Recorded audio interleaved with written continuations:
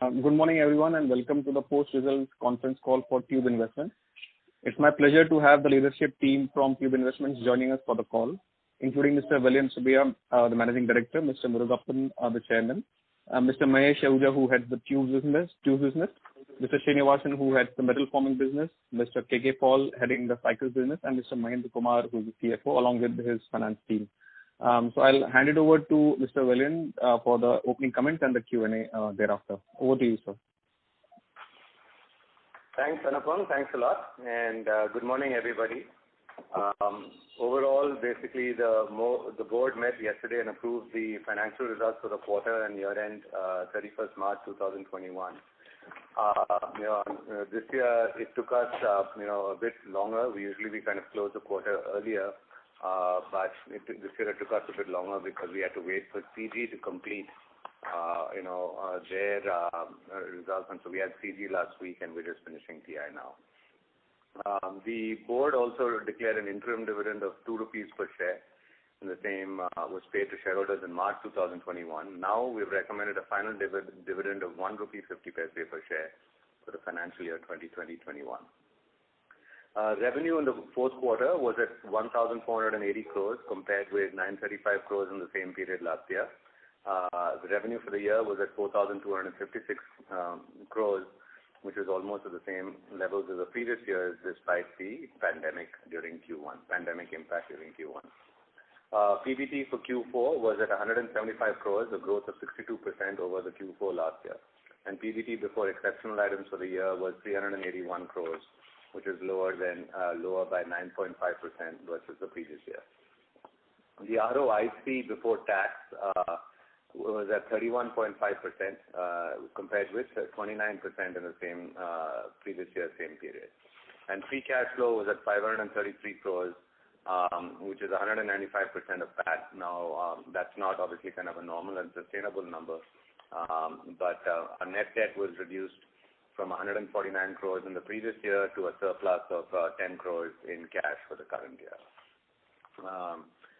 Obviously, there are two significant transactions around the free cash flow and net debt. The net debt number also has the impact of both our capital raise and the expenses around the CG acquisition, which was 687.5 crores is what our outgo was. In terms of standalone results, we talked about kind of most of the numbers, so we've covered that. In terms of the individual businesses, revenue for engineering was at 854 in the quarter versus 545 in the corresponding quarter previous year. The PBIT was 92 as against 75. That was a growth of 22%. Revenue for the full year was 2317 crores versus 258 in the previous year. And PBIT was at 251 versus 264 in the previous year. For the year ended March 2021, ROCE for the business was at 43% as against 40% in the previous year. Cycles and accessories, the division registered revenue of 301 crores during the quarter compared to 129 in the corresponding quarter of the previous year. PBIT was at 17 compared to 6 crores in the corresponding quarter of the previous year. Revenue for the full year was at 847 versus 781 in the previous year, and PBIT was at 44 crores as against 26 crores in the previous year. For the year ended March 2021, the ROCE of the division improved to 62% compared to 15% in the previous year. The revenue for the quarter in metal form products was at 401 compared to 301 in the corresponding quarter. PBT was at 40 compared to 16 in the corresponding quarter of the previous year. Full year for metal form was at 1,274 compared to 1,399, and PBIT was at 87 versus 123. So for the year ended March 2021, ROCE was at 22 versus 27 in the previous year. Obviously, our consolidated numbers will include the 4-month period from CG. So for the quarter, consolidated, we have a full quarter of consolidation with CG as well. So for the quarter numbers, TI's consolidated revenue was at 2733 as against 1031 in the corresponding quarter, and PBT was at 237 as against 89 in the previous quarter, in the corresponding quarter previous year. And for the whole year, revenues were 6,083 as against 4,750, and the PBT was at 454 versus 425. As we discussed before, the company has acquired a controlling stake in CG Power and Industrial. We currently hold 53%, and with the option to subscribe with Federaven, we will kind of subscribe to. We've got warrants which will subscribe to CG in the next 14 months. Shanti Gears basically registered a revenue of 75 crores as against 43 crores in the corresponding quarter of the previous year. PBT for the quarter was at 12 as against 0.5 in the corresponding quarter. Revenue for the full year was at 224 versus 249. PBT for the year was at 26 crores as against 33 crores in the previous year. Commenting on the financial results, Mr. M.A.M. Arunachalam, also known as Mr. Arun Murugappan, who is the chairman of TII, said, TII has closed the year with a healthy performance post-revival of the economy from the first wave of the COVID-19 pandemic. The results are encouraging considering the company had lost almost one full quarter of operations. We are hopeful that with the government's constant endeavor in controlling the spread of the COVID-19 pandemic and efforts towards maintaining the momentum in economic activity, the impetus in our operations is likely to continue. Thank you. I will stop with that, Anupam, and happy to kind of turn it over for questions.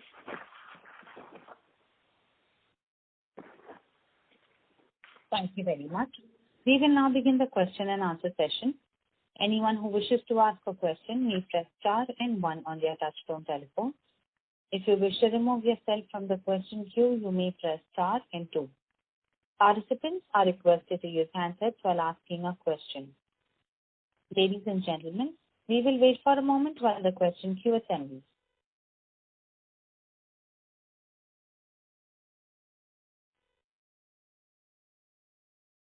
The first question is from the line of Vimal Gohil from Union Asset Management. Please go ahead. Yeah, thank you for the opportunity and congratulations, sir, on a very good set of numbers despite challenging conditions. Sir, my question is, firstly, I just missed on your comments on the working capital in the standalone business. We've seen the receivable sort of increase quite sharply. So just wanted to check if this is the sustainable level. That's question number 1. And the second one would be, will we be able to sort of pass on the commodity impact that we've seen this quarter in the next couple of quarters? So wanted to get an update there. And thirdly, I have some questions on the CG Power, if you wish to take so in this call. So first, I think so obviously kind of our preference is we don't want to make this into a CG call. At the right time, when some institutional coverage and other things start, we will start separate calls for CG. So that's a quick take on kind of CG. We'd rather not, because otherwise, what tends to happen is all the questions become CG questions in the TI call, and that can make things a bit confusing. So on first in your question in terms of the working capital number, I think we've, like I've mentioned briefly, this is not a sustainable level. We will kind of go back into positive working capital overall for the company. And so, what happened at the end of last quarter was a convergence of kind of several different phenomena that basically led to this kind of, to a negative working capital number. To your second question on passing on the steel price increases, yes, I believe, our belief is that for a majority of clients, we should be able to pass on. I would say kind of, a majority of the steel price increases. Though, we continue to stay concerned that, it is inflating at too high a level and will definitely have other effects. Also kind of, so that's kind of, we continue to kind of be quite concerned about the levels at which commodity prices are today. So would it be fair to say that maybe a couple of quarters down the line, if at all the commodities sort of stop rallying here, in a hypothetical situation, you will be able to sort of recoup your gross margins? This is for the standalone business. Yes, that is our belief. Okay. And sir, if you could just comment on some of your newer initiatives, like your lenses business or maybe your three-wheeler electric vehicles initiative that you took last quarter. Any sort of update there would be welcome. That's all from my side. Thank you. Yeah. And like we said, progress continues on those fronts, right? And we had said, obviously, things have been slightly delayed due to COVID. Our initial plan was to try and launch it in the fourth quarter of this financial year. We're still working towards those targets, but it might get pushed out because we've had several delays due to COVID in this last quarter. Fair enough, sir. Thank you so much and all the very best. Thank you. Thank you so much. Thank you. The next question is from the line of Ashok from Telema Partners. Please go ahead. Hi, good morning, Vellayan and team, and congratulations for a good set of numbers in challenging times. Thanks, Kashyap. Thank you. Yeah, just a couple of questions. Firstly, we've seen very good growth in the cycles division, and historically, it seems to be a division where the growth aspirations from the management side itself were like 5 to 7%, which would include, maybe 2% price growth and 5-6% volume growth. And obviously, we've seen quite a steady number this time. So and I remember you citing in earlier calls that the division head of cycles had an aspiration to be the best performing division, and we are already seeing some of those things panning out. So just wanted to check with you whether this, the growth expectations here going forward, should we kind of look at it differently versus the way, this division has panned out in the past? So Kashyap, obviously, like I said, I mean, it is kind of, we do see a lot of potential in it. But, like you said, I'm going to let the division head of cycles kind of answer this. KK Paul is on the line. So let him answer it. I think I'm nothing like getting it from him directly. So Paul, can you just answer that question? Yeah, I think, we worked on a set of, strategies that help us to get some, sustainable competitive advantage. And that is what we are trying to build through our efforts. Some of the efforts we've executed and some are under execution. That is one part. The other part also is, the opportunities that are opening up with exports in the bicycle arena is also quite large. And therefore, we are looking at that in a far more, concerted and aggressive fashion than what we've done in the past. We believe that will additionally give us good growth opportunities and, balance the domestic growth, the vagaries of the domestic growth.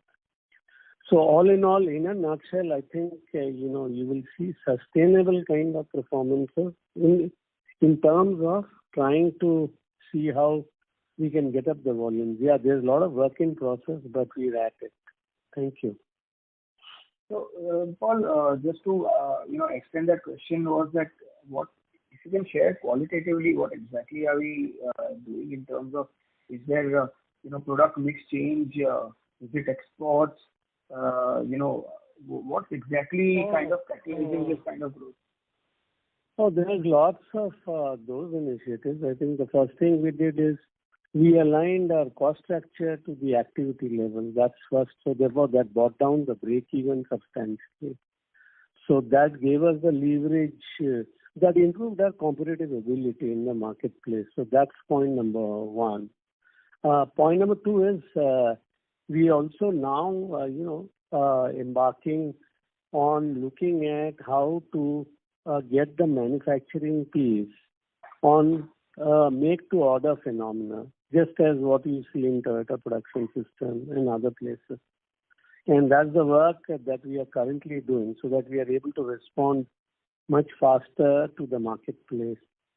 Third was that we, rejig the organization, gave enlarged responsibilities, worked around building capabilities of people.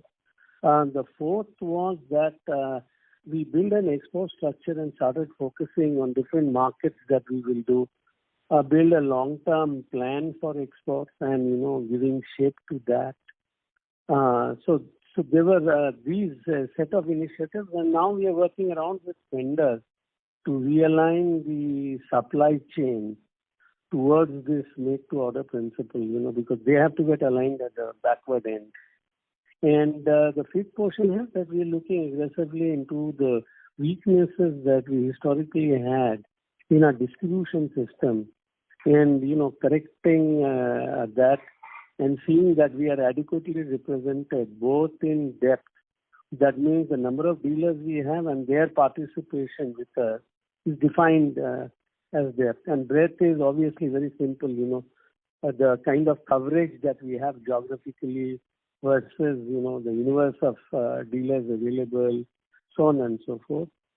The other piece which we are working on is our track and trail, that is our retail outlet franchises that we have, in terms of reviving them from a service point of view, from an activity point of view, and from an ROI point of view. I think these are basically the things that we've done. Along the way, we also looked at what our brand stands for. We're doing some brand rationalization, bringing out a new brand purpose, engaging in the social milieu a lot now and building conversations around our brand, looking at e-com in a far larger way and succeeding in that effort in terms of, taking up e-com sales and not conflicting it with the trade sales by having different product lines. So briefly, I think this is all the work that we've done qualitatively, and some part of that is what you are seeing as the result. Of course, with COVID coming in, we had a first quarter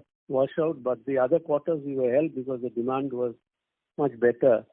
And so, that also helped us to, propelled us to, do better. No, that's helpful. Sorry, just last question from Mr. Vellayan.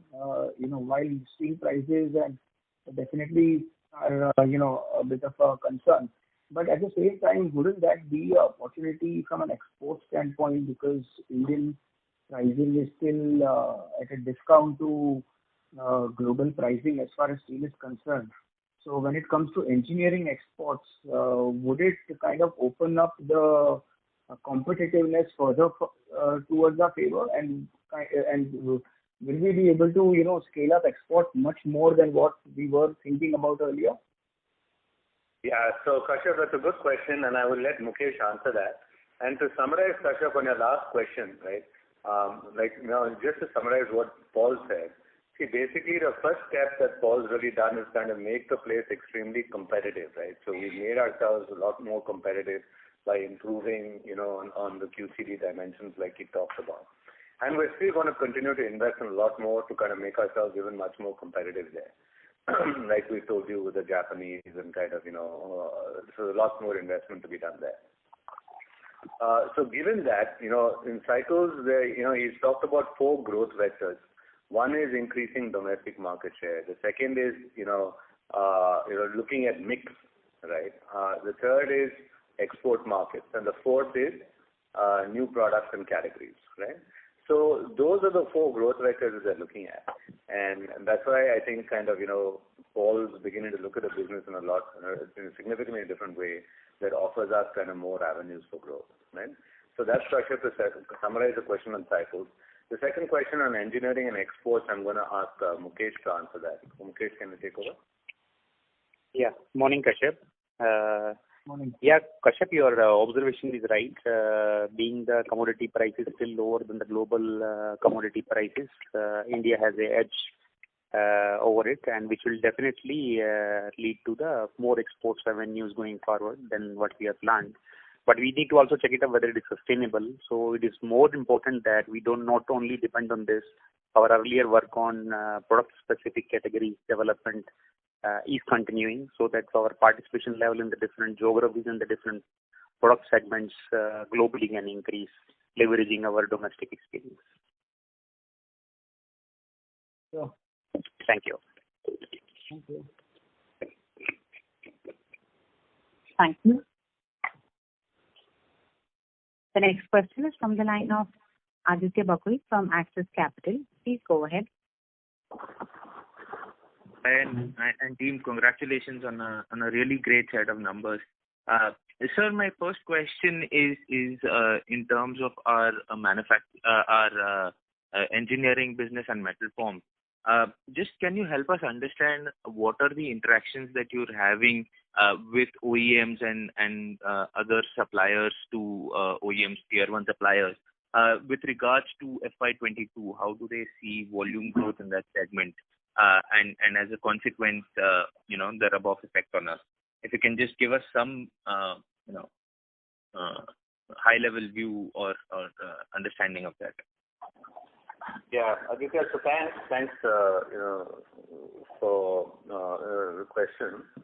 So I honestly say that, things are slightly kind of mixed right now. Like we said, kind of the outlook that they have is a bit unclear.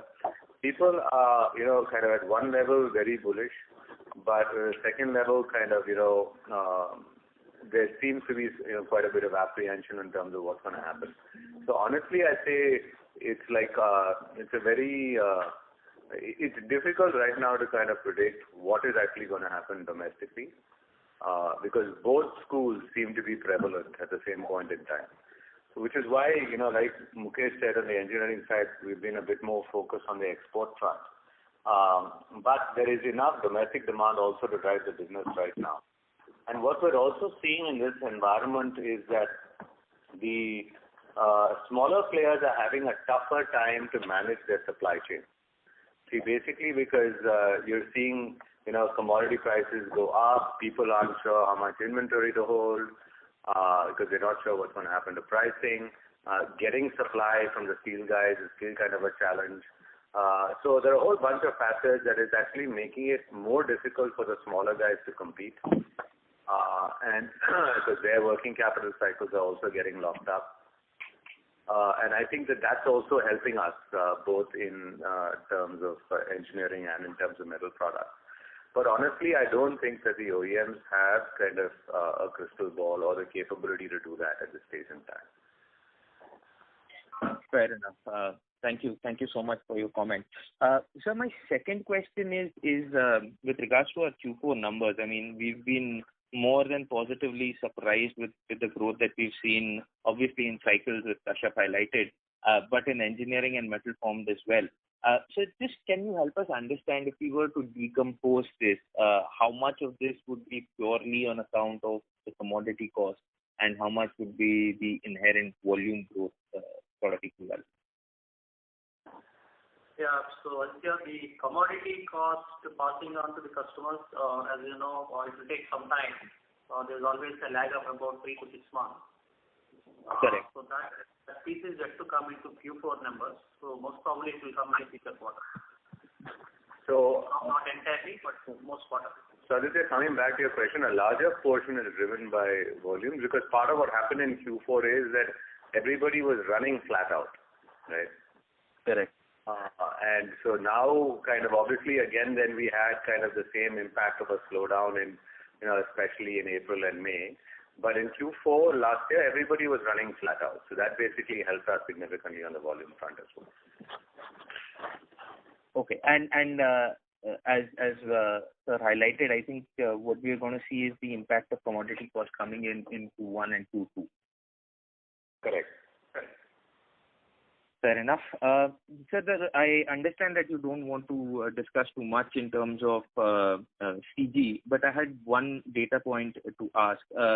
With regards to our exceptional number, right, in terms of exceptional items, there is a divergence. We've got 22 crores odd in our consolidated numbers for Tube.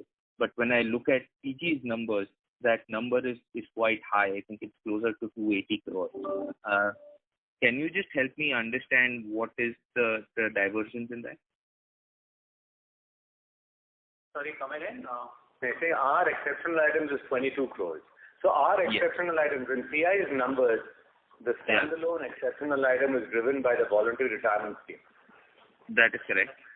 Okay. No, sir. So even in the consolidated numbers, you are asking for the exceptional items in CG's numbers, which are at 280 crores, which has a whole variety of items in it. So I think Aditya's question is, why hasn't that 280 shown up in TI's consol number? It's 4 months. Huh? It is just 4 months. Yeah, we considered only from December onwards. around 80 odd. So answer. Area. So one second. Ramanujan is going to answer the question. It's like this, when we consolidated CG just for 4 months, starting December to March. So the entire exceptional item of CG will not flow in here because the 8th month gets excluded. So for the 4 months, the exceptional item is roughly around, if you say Q3, roughly around 80 odd crores. That's the reason that. So that shows up in the exceptional on the overall itself. Yeah. So Aditya, I don't know if that answers your question. Maybe I can take it up with Mr. Ramanujam offline after the call. Sure. You can make sure. Yep. Okay. Great. Thank you so much for answering the questions, Mr. Velayan and team, and best of luck for the quarters to come. Thank you. Thanks so much, Aditya. Thank you. The next question from the line of Ankit Merchant from First Investment. Please go ahead. Yeah. Good morning, and thank you for the opportunity. My question is related to TIDC India. So can you shed some light on the TIDC India? How is the transmission chain business doing for us? As well as if you could help us bifurcate the two-wheeler and the industrial chain division. Yeah. So obviously we don't report kind of performance data at the business unit level. But a broad indication, I'll let Mr. K.R. Srinivasan, who heads that division, give you some broad guidance on how the businesses are doing. In short, both those businesses have been doing well, but I'll let KRS kind of talk a bit more about it. Yeah, good morning. Srinivasan here. As far as chains are concerned, automotive transmission chains, we saw different kinds of demand fluctuations right through the year 2021. The first quarter last year was affected by pandemic, and then we had some good traction in the aftermarket demand in the remaining quarters, basically driven by the consumption at the vehicle maintenance in the market. So that really helped us to improve our market in the aftermarket. And the OEMs were actually following the demand curve, the lockdown, and then market opens up and then lockdown. So they were actually managing the pipeline inventory right through the year. That is how the productions are going up and down. So we need to dovetail our operational level for OEMs suitable to their demand, which continues this year as well. And coming to the industrial chains have done pretty well. Of course, they were affected in the domestic demand initially because of pandemic, and then this division came back very strongly post pandemic, and then we did some impressive sales in the domestic demand. Even exports have done pretty well, though the export markets were affected because of logistics and also other demand fluctuation issues. Overall, the division came back very strongly, and we see the traction continuing this year as well. Sure, that's helpful. Just a follow-up on the automotive chain segment. Would it be possible to share how much of the revenues come from two-wheeler or from the passenger vehicle or the other segment? Mahindra? Yeah, we don't usually share data at that granular level. Yeah. No worries. It would be not to. Okay. And also, if you could give the outlook on the automotive chain segment, like if the EV transition takes in, then how do we plan to navigate through this EV scenario?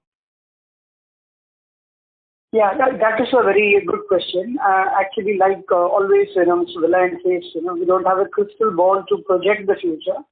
But however, we are preparing ourselves to face the EV because EV will have some impact, but not immediately. Maybe a few years down the line, we'll have some impact. So we are preparing ourselves with suitable, alternate strategies within the division for, facing that. Sure, but that would be, we would be much more focused on the aftermarket side, right? If the EV really picks in. Yeah, you're right. So aftermarket would continue for pretty more years, even though the OEMs, EV, because of EV demand in the IC engine demand comes down, the aftermarket would continue for many more years. Yeah, our belief is that the aftermarket can sustain for up to 10 years after the demand. Correct. Yes. But currently we don't have any product for the EV as such. As such, currently we don't have any product for the EV. Okay. Thank you so much. Yeah, thank you. Thank you. The next question is from the line of Shyam Sundar Sriram from Sundaram Mutual Fund. Please go ahead. Yeah. Hi, team. Good morning. This is Shyam from Sundaram Mutual. Thanks for taking my question. I hope you're doing well, sir, in this tough environment. So my first question is on the metal forming division. While all other divisions have done very well during the year, we see the metal forming division in terms of the revenue lagging a little bit. Obviously, the year has been quite tough. If you can give some perspective within metal forming, which subsegments have pulled down the performance of the overall division? That is my first question. And secondly, on the engineering side, you did talk about the unorganized segment facing challenges, etc. Both on the engineering as well as the metal forming. So put together, have we gained market share in any sub-segments per se? The reason I'm asking specifically on engineering is we seem to be doing extremely well from a revenue growth perspective on that front. So are there any share gains in any sub-segment within that, if you can give some perspective on that as well? To your first question, the challenge actually has been on the railway front. That's where we've kind of seen the biggest challenge from metal form perspective. Because railways kind of got extremely sluggish last year. They really never came out of the whole COVID situation. And then to your second question on engineering, Mukesh, why don't you answer that? Yeah. Thanks for your question. Just to share with you, growth is led by almost all three verticals. One is, like your observation is right, we have gained market share in the domestic market in the last year to a good margin. And also maybe focus on exports as well as our large diameter plant has also led to the growth. So growth is a function of all these three areas. In domestic market, yes, we have improved shares. Sure, sir. Sir, and on when we're talking about it, on the new tube mill that was supposed to start in, I think, Q4, what is the status there? And overall, on the non-auto hydraulic cylinder pickup, how is it happening? And if you can, one housekeeping question on the export revenue, if you can share how much of the export revenue in F21, sir?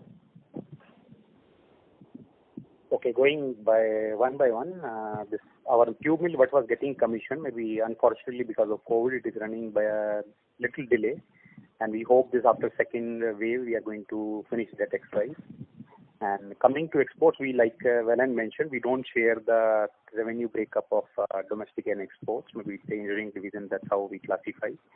And on the large diameter side, yes, the growth is coming good because of the government spend on the infrastructure and all these things. That's showing a good momentum.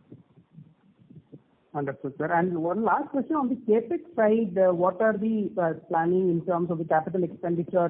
F21, we had around 129 crores of capex.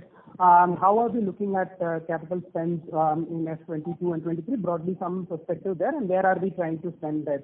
If you can share on this plan. Yeah, Shyam. So this year the capex could be in the range of 200 to 250 crores. A major part of that will be towards the EV project which we are working on. Plus, there are a few expansion plans which we have in chains business and also in engineering business. Sir, sorry, which project you are working on, sir? I missed that. The EV electric vehicle project. Okay, three-wheeler project. Okay. Understood. Thank you very much, sir. I'll fall back in the queue. Thank you. Thank you. Thank you. The next question is from the line of Abhishek Ghosh from DSP Mutual Fund. Please go ahead.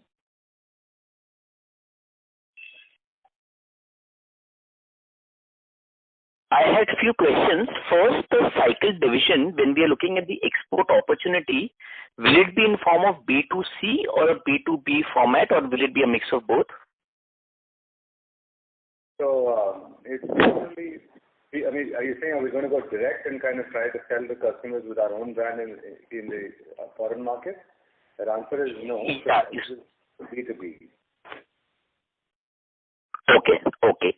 And while we have seen a sharp improvement in the revenues of cycle division on a quarter-on-quarter basis up to that 300 crore kind of a mark, the corresponding margins have not come in.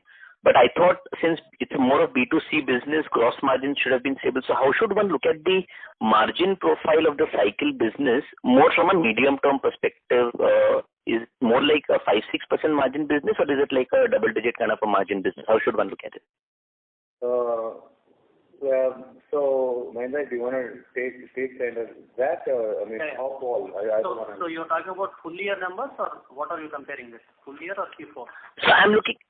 I'm saying I'm not looking at full year because 1Q was an aberration. If I look at more like an exit number of 300 crores kind of a revenue that you've done for the quarter with corresponding 5.5% margins. So I'm just trying to see that in a medium term, given the competitive intensity that one has seen in the domestic market, that has kind of come off because of a large player going off, the demand pool that is coming, plus the export opportunities. So more from a medium term perspective, is this cycle business at is it like a double digit margin business for you all, or is it more like 7% margin? Just wanted to get that aspect clear more from a medium term perspective.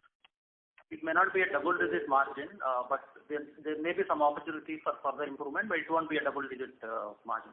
Broadly, I would say Paul and team are looking to improve margins. Paul, do you want to comment? Paul and team are looking to improve margins more, but they've already improved margins significantly from what the numbers used to be. Compared to last year, there was already a significant improvement.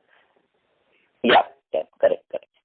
And sir, the other thing is now you have this portfolio of Shanti Gears, CG Power, Tube, and there are a lot of commonalities between industrial gears.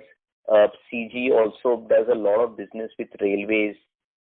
Tube also does a lot of business with railways. So are the teams already kind of interacting with each other? Is there some kind of synergies that are happening, or you just want to consolidate CG and then probably get into those kind of initiatives? How should one look at it? Yeah, so I'd say that this year is more of a year of consolidation to each of the individual businesses. Just to give you a sense, even in railways, in CG, their interaction has predominantly been with the powertrains, right, with the engine side. And TI's interactions have mainly been with kind of the coaches side, right? And so they're made in totally separate kind of facilities, so on and so forth. So at a first stage, kind of our focus is just consolidating the existing business. And then at the second stage, we will move to, integration between the two businesses. Okay. And just coming to one element also, do you believe that railways would be weak in FY22 as well because of the similar trends continue as of FY21? So the metal form division could see a drag in FY22 as well because of the railways not doing well? Yes, you want to provide a perspective on railways? Yeah. Right through last year, the coach factories were having challenges in continuing the operations. Even now we see that because of the lockdowns in all the zones wherever the coach factories are situated, both in south and north. But slowly they are opening up. The allocation from the ministry need to improve. But our interactions with the railway authorities is really promising. They see that maybe third quarter of this year things would come back to normal. Is what is their guess. We need to wait and watch. Maybe next quarter will throw more light on this. But definitely government is committed to spending more in railways, both in coach and other areas, in the safety areas. So as far as potential in railways concerned on a long-term perspective, it is definitely there. Okay, great. And so just one last question from my side. In the cash flow statement, there was one very small amount related to the corporate guarantee provided to CG Power. So just the amount is this, but just to understand, your this thing in terms of how much have you lent to as a corporate guarantee to CG Power, and what's the policy going forward around that? Yeah, we issued these corporate guarantees to secure the loans which we have taken to refinance the CG acquisition. So this is a notional entry. This is not actually a cash flow entry. It will get offset elsewhere. So this is a notional entry which we have to pass based on India's requirement. Oh, great. Okay, sir. Thank you so much for answering my questions and all the best. Thank you. Thank you.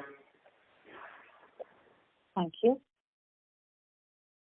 The next question is from the line of Anupam Gupta. Please go ahead.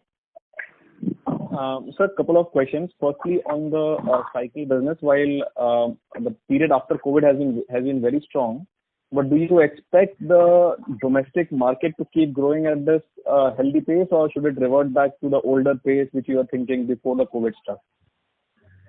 I think somebody had asked this question earlier, saying kind of what's the outlook? I think like we said, at this point in time, it's very difficult to kind of say what is the outlook going to be, right? So I think we just have to wait and see, because it's very difficult to predict that. Okay, understand. Obviously, there is a school that says, hey, demand is going to pick up, but we don't want to kind of make that assumption right now. Like both kind of Mukesh and Paul said, there's an increasing focus on exports as well. And so we're hoping that will also help us, because we are seeing good export demand. Okay. And since we discussed, you said about exports. So so given the export market, so the suppliers in China and Taiwan, who are the largest suppliers, they obviously have much better economies of scale there. So what advantage do we have versus them in terms of cost if we are primarily focusing on B2B? I think two sets of things, right? One is that, like we've seen, after this pandemic, there are several buyers in the U.S. Who are clearly saying that they do not want 100% dependence on a Chinese supply chain anymore. And we see that as a definite advantage. And the second is that, I think in terms of some products, like if you see even in tubes, right, there is basically anti-dumping against some of the Chinese players. There has been challenges with China, with India also, but we do see opportunity begin to pick up for us again. Okay, understand. And just one question on the engineering segment. So you have been working on growing the exports pie for the engineering segment as well. So how's the traction on the product which you are developing, and any further products which we are in the pipeline which can come through? I think Mukesh answered that. Mukesh, you want to answer that? You mentioned somewhere before, but you can answer it again. Like we shared earlier, we don't discuss in this call which product category specifically we are focusing on. Just to give you broader, your answer is we are going to increase our participation at the geography level. We are going to do that. And we are also participating in the new product segments. Even for this, CapEx is also under completion. So we'll be taking that forward to answer your question. Okay. Understand. Thanks a lot. Thank you. Thank you. The next question is from the line of Niket Shah from Motilal Oswal. Please go ahead. Yeah. Thank you for the opportunity and congratulations on a very good set of numbers, sir. Just 2-3 questions. So first, I think you have taken a 200 crore fundraise enabling resolution. Is it largely for working capital, if there's assumption, or is there for something else? That was the first question. The second question was, while we've done M&A of CG Power, and we did guide at that time that we will look at multiple M&As in future as well. Given the turnaround that we've seen in CG Power already, when do we, is it safe to assume that over the next 12 months we will look at another acquisition given the stressed environment that we are under? Yeah, I'll answer the second question first. Obviously we will start looking, but we're not going to kind of set ourselves a time limit under which we have to do a deal. It's going to be very opportunistic from that perspective. And as far as the M&A part is concerned. And in terms of the 200 crores, it's more like an enabling resolution. It's not for any specific requirement as of now. Okay, got it. And just one more question, if I may squeeze in, sir. While you had guided earlier during the CG Power call that you had a guidance of 10% PBT margin, and if you just look at the numbers on an adjusted basis, you already would cross about 12% if I adjust the raw material cost inflation, which at some point of time will converge. So would you like to give a higher level guidance again on that number, because it also impacts to some extent tube valuation. So would you like to give that guidance again, a revised guidance on that? No, I think first let's see, because there's a mix of businesses there, right? Some businesses might be higher, some businesses might be lower, right? So I would say that it's still a business that we need to learn, right? So I don't want to give any increased guidance on that. Give us a couple of quarters, give us 3-4 quarters to learn that business, and I think then after that we can start discussing that. Perfect. That's also my side. Best of luck for the rest of the quarter. Thank you. Thank you. Thank you. The next question is from the line of Avin Joshi from Bachelor Advisors. Please go ahead. Yeah, good morning, sir. I just had a small request to make. Sir, in the last call you had mentioned that you'll probably be doing a separate conference call for CG Power. Now you're stating unless there is adequate coverage, we'll get into it. It's becoming like a chicken and egg story. Why don't we preempt the coverage by getting some more details, discussing these kind of calls, or start doing a separate call, sir? That's just a request, sir. Thank you so much and all the best. Okay. All right. Yeah. Okay. So it's not necessary that we have to wait for coverage. We'll have a discussion. So we'll make a call on it fairly quickly. Okay. Thank you so much, sir. Thank you so much. Thank you. Next question is from the line of Bharat Sheth from Quest Investment. Please go ahead. Hi. Thanks for the opportunity, sir. Sir, on a small question, not on CG Power, not financially, but business-wise, qualitatively. In CG Power, I understand we have a smaller motor business also, and with GST coming in and this COVID, there is a lot of consolidation is happening.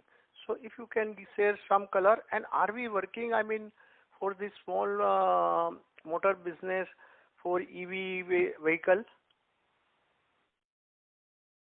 So like we said, sir, we'll start doing separate CG calls.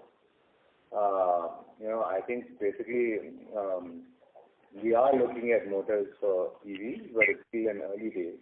I'm not sure what you mean by small motors, but kind of obviously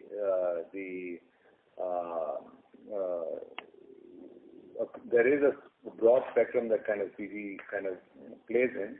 They don't get into the very small motors, if that is your question. But our intent is to obviously kind of broaden that spectrum over time. But we don't see getting into the very small, fully automated manufactured motors. Okay. So we'll discuss more when we hold the CG Power call. Thank you. Thank you. Thank you. The next question is from the line of Rohit Ohri from Progressive Shares. Please go ahead. Hi, sir. Two questions related to Shanthi Gears. Just wanted some clarity on the growth capex. In Q1 FY21, the team mentioned that Shanthi was going to go for about 20 odd crore of growth capex. In Q3, Mahendra and his team mentioned that there will be a deferral, and that in future, in Q4 and then Q3 of the next year, to be spread over the next 4 quarters. So just wanted to understand what exactly is happening on the capex front for Shanthi. Yeah, so your question is what are we likely to spend this year? Or?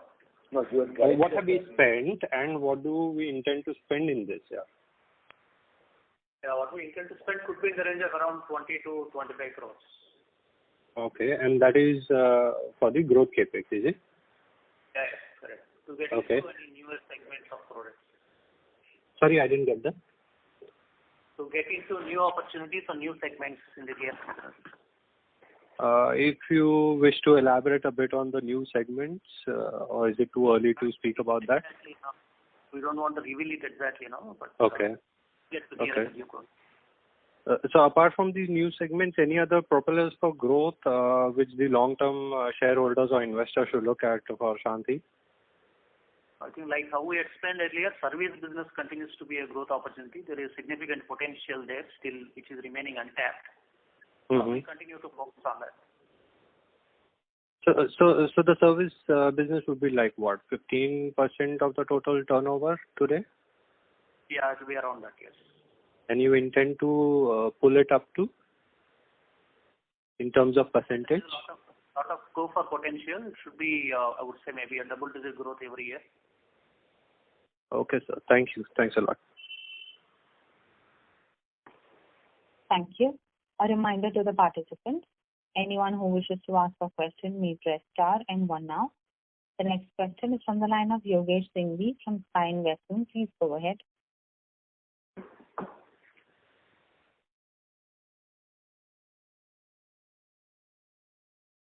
Hi, Yogesh.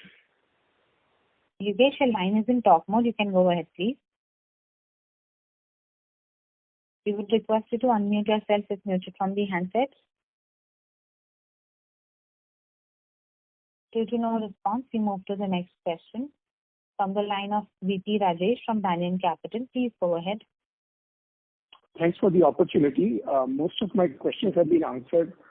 Just a couple of points on Shanthi Gears.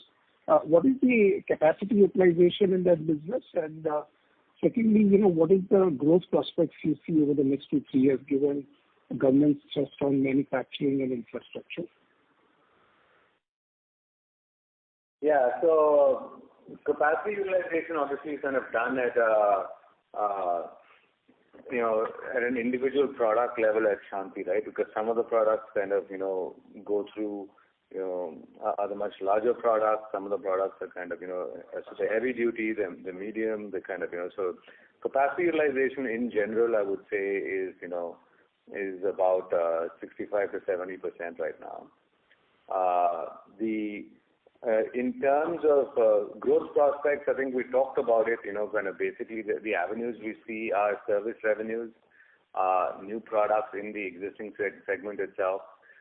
Exports continues to kind of be an opportunity. And we're also looking at, now what to do from a technology perspective, basically broadly beginning to see IoT, what if we can kind of stick, some of that into the gears, because that's increasingly becoming a demand from the customer side as well. So all four tend to be kind of good growth opportunities for the business. So there's definitely significant growth opportunities.